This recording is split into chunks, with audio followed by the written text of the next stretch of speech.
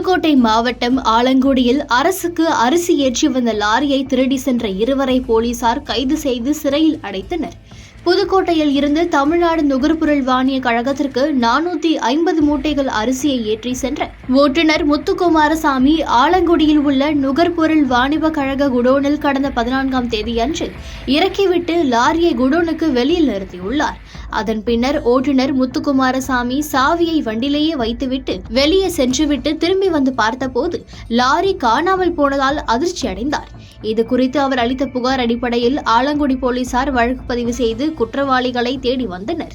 இந்நிலையில் அந்த லாரியை கரூர் ஆலமருதுப்பட்டியை சேர்ந்த தாமோதரன், ஆலங்குடி கண்ணகி தெருவை சேர்ந்த விக்ரமாதித்தன் ஆகிய இருவரும் திருடி சென்று வண்டியின் நம்பர் பிளேட்டுகள் மற்றும் பெயரை மாற்றிவிட்டு கரூரில் ஓட்டி வந்தது தெரியவந்தது.